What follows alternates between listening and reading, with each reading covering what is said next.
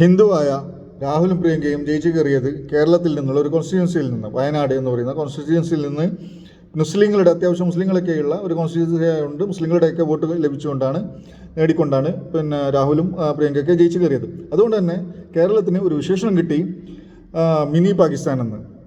സമാനമായ ചില പ്രസ്താവനകൾ മുമ്പൊക്കെ കണ്ടതാണ്. കാരണം ഒരു വിഭാഗം വോട്ടിട്ടപ്പോൾ തീവ്രവാദികളുടെ വോട്ട് എന്നൊക്കെ പറഞ്ഞ് കേരളത്തിലെ തന്നെ മുഖ്യധാര രാഷ്ട്രീയത്തിൽ നിന്നുള്ള നേതൃത്വങ്ങളുടെ നിലപാടുകളൊക്കെ നമ്മൾ കണ്ടതാണ്, പ്രസ്താവനകളൊക്കെ കേട്ടതാണ്.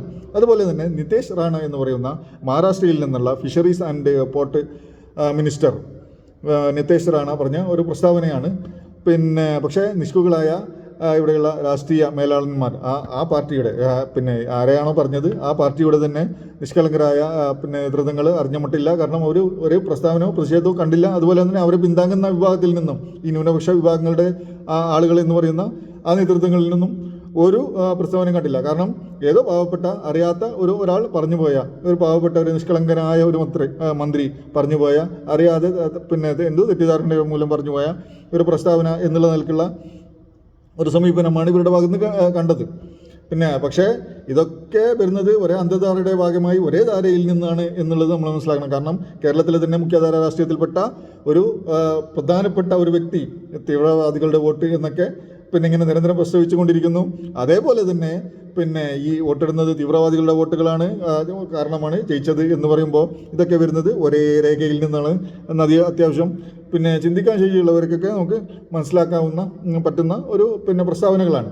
കാരണം ഇതൊക്കെ ഇങ്ങനെയുള്ള പ്രസ്താവനകളാണ് ഇനി വരേണ്ടത്, അല്ലെങ്കിൽ ഇവരുടെ ഒറ്റപ്പെടുത്തുന്നതിന് വേണ്ടി, അല്ലെങ്കിൽ ഇവരെ മാറ്റി നിർത്തപ്പെടുന്നതിന് വേണ്ടി വരേണ്ടത് എന്നുള്ള രീതിയിലുള്ള പ്രസ്താവനകൾ വരുന്നത്. അപ്പോൾ നമ്മുടെ ഈ പറഞ്ഞ പോലെ മുഖ്യധാര രാഷ്ട്രീയത്തിൽ നിന്ന് പാർട്ടിയിൽപ്പെട്ട ഇവരുടെ പാർട്ടിയിൽപ്പെട്ട, അല്ലെങ്കിൽ ഇവർ പിന്താങ്ങുന്ന പാർട്ടിയിൽപ്പെട്ട ആളുകളുടെ പ്രസ്താവനകളൊന്നും കണ്ടില്ല, പ്രതിഷേധങ്ങൾ കണ്ടില്ല. മുഖ്യമന്ത്രിയുടെ ഒരു പ്രസ്താവന കണ്ടിരുന്നു. പക്ഷേ അതൊക്കെ ഒരു അഡ്ജസ്റ്റ്മെൻറ്റിൻ്റെ ഭാഗത്തുമായുള്ള ഒരു പ്രസ്താവനയായിട്ട് നമുക്ക് ഏതായാലും അങ്ങോട്ട് കാണാം.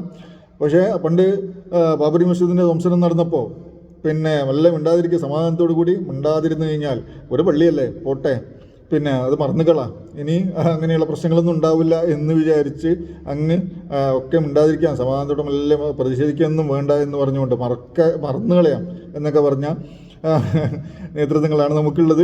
പക്ഷേ ഇന്ന് നിരന്തരം രാജ്യത്തിൻ്റെ വിവിധ കോണുകളിൽ നിന്ന് നിരന്തരം ഈ തകർക്കപ്പെടാനുള്ള ആഹ്വാനം, അതുപോലെ ഈ അടയാളങ്ങളൊക്കെ മുസ്ലിങ്ങളുടേതായ അല്ലെങ്കിൽ ന്യൂനപക്ഷങ്ങളുടേതായ അടയാളങ്ങളൊക്കെ ഇല്ലാതാക്കുന്നതിന് വേണ്ടിയുള്ള ഇങ്ങനെ കൊണ്ടുപിടിച്ച ശ്രമങ്ങളും അതിൻ്റെ പ്രസ്താവനകളും ഒക്കെ ഇങ്ങനെ വന്നുകൊണ്ടിരിക്കുമ്പോൾ നമുക്കറിയാം ഇതൊക്കെ മുമ്പേ റെഡിയാക്കപ്പെട്ട ഒരു അജണ്ടയുടെ ഭാഗമായി നടക്കുന്നതാണ്. പക്ഷേ ഈ നേതൃത്വങ്ങൾക്ക് ഇത് അറിയാഞ്ഞിട്ടൊന്നുമല്ല. അവർ കൃത്യമായ മൗനം പാലിച്ചതെന്താണെന്ന് വെച്ചാൽ നമ്മുടെ സീറ്റ് അല്ലെങ്കിൽ നമ്മുടെ ആ ഒരു സ്ഥാനം അതങ്ങ് അരക്കിട്ടുറപ്പിച്ചുകൊണ്ട് നമുക്ക് ഒരു പുറലുമില്ലാതെ അങ്ങോട്ട് മുമ്പോട്ട് പോകണം, അതിൻ്റെ ഭാഗമൊക്കെ ആയി കൊണ്ടത് മാത്രമാണ്. പക്ഷേ പാവപ്പെട്ട അണികളൊക്കെ ഈ നേതൃത്വങ്ങളെയും നേതാക്കളെയൊക്കെ വിശ്വസിച്ചുകൊണ്ട് ഓക്കെ മിണ്ടാതിരിക്കാം, ഒന്നും പറയണ്ട, അന്ന് മറന്നു കളയാം എന്നൊക്കെ വിചാരിച്ചുകൊണ്ട് അങ്ങ് ഇവർ പറയുന്നതും കേട്ട് നടക്കും.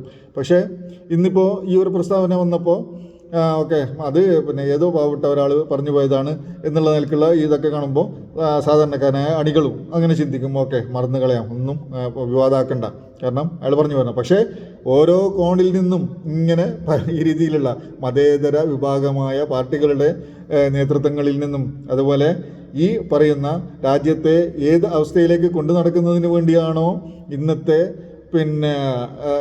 രാജ്യം ഭരിക്കുന്ന പാർട്ടി ശ്രമിച്ചുകൊണ്ടിരിക്കുന്നത്, ആ വിഭാഗത്തിൽ നിന്ന് നിരന്തരം പല കോണുകളിൽ നിന്നും ഇങ്ങനെ പ്രസ്താവനകൾ വന്നുകൊണ്ടേയിരിക്കും പല രീതിയിൽ. അപ്പോൾ സ്വാഭാവികമായും ഇവിടെയുള്ള ന്യൂനപക്ഷങ്ങൾക്ക് അല്ലെങ്കിൽ പിന്നോക്ക വിഭാഗങ്ങൾക്ക് തോന്നണം ഞങ്ങളൊരു അധികപ്പറ്റാണ്, ഞങ്ങൾ വോട്ടിടുന്നത് അത് തീവ്രവാദ വിഭാഗങ്ങളുടെ വോട്ടായി മാറുന്നു എന്നുള്ളൊരു തോന്നലുണ്ടാക്കണം. ആ ഒരു തോന്നൽ ഉണ്ടാക്കിയെടുക്കുന്നതിൻ്റെ ഭാഗമാണ്. അപ്പോൾ അവരുടെ അജണ്ട കൃത്യമാണ്, അവർ ആഗ്രഹിക്കുന്നതും നമുക്ക് ഇങ്ങനെ ഒരു തോന്നലുണ്ടാവണം, ഇങ്ങനെ ഒരു ഭയപ്പാട് ഉണ്ടാവണം. അപ്പോൾ ഇങ്ങനെ ഒരു ഈ പ്രസ്താവനകളൊക്കെ വരുമ്പോൾ മൗനം അവലംബിക്കുന്നത് അത് അവർക്ക് സൗകര്യമാണ്. ഈ നേതൃത്വങ്ങൾ മൗനം അവലംബിക്കുന്നത് അവരുടെ സീറ്റ് അല്ലെങ്കിൽ അവരുടെ സ്ഥാനം ഒന്ന് സുരക്ഷിതമാക്കി നിർത്തുന്നതിന് വേണ്ടിയാണ്. പക്ഷേ അപകടം സംഭവിക്കുന്നത് ഇവിടെയുള്ള ഈ ന്യൂനപക്ഷ വിഭാഗങ്ങൾക്ക്, അല്ലെങ്കിൽ ഇന്ത്യ വിരുദ്ധമായ പ്രസ്താവന എന്ന് തന്നെ നമുക്ക് പറയാമല്ലോ. കാരണം നമ്മുടെ രാജ്യത്തെ പൗരന്മാർ, വോട്ടവകാശമുള്ള പൗരന്മാർ വോട്ടിട്ട് ജയിപ്പിക്കുന്നു.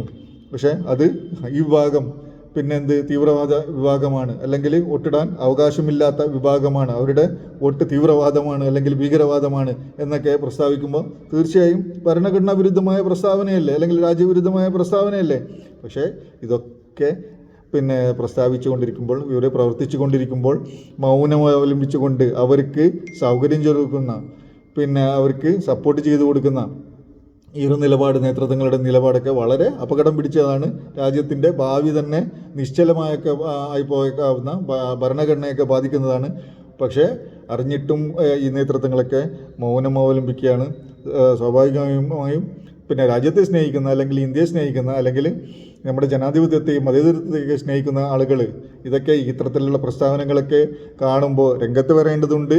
കാരണം ഇങ്ങനെ നമ്മൾ മൗനം അവലംബിക്കുകയാണ് അവർക്ക് സൗകര്യം കൂടുന്നത്, അവർ ആഗ്രഹിക്കുന്നതും അതുതന്നെയാണ്. നമ്മുടെ മൗനത്തിലാക്കുക, നമ്മൾ പ്രതികരിക്കാതിരിക്കുക, അവരെ ഭയപ്പാടോടുകൂടി ഓരോന്നും കേൾക്കുമ്പോൾ ഭയപ്പാടോടുകൂടി മിണ്ടാതിരിക്കുക എന്നൊക്കെ പറയുന്നത് അവർക്കുള്ള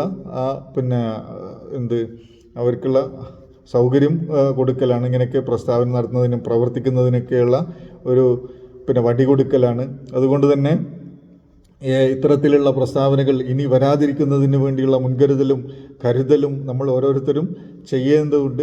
ഇത്തരത്തിലുള്ള പ്രസ്താവനകൾ കണ്ടാൽ, സ്വാഭാവികമായി ഇത്തരത്തിലുള്ള പ്രവർത്തനങ്ങൾ കണ്ടാൽ രംഗത്തിറങ്ങണം, പ്രതിഷേധിക്കണം, പ്രതികരിക്കണം.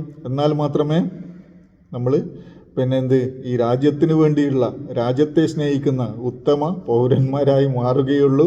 ഇത് രാജ്യത്തിന് വേണ്ടിയുള്ള പ്രതികരണമാണ് എന്ന് മനസ്സിലാക്കിക്കൊണ്ട് പ്രതികരിക്കുക, നേതൃത്വങ്ങളും അതുപോലെ അണികളൊക്കെ.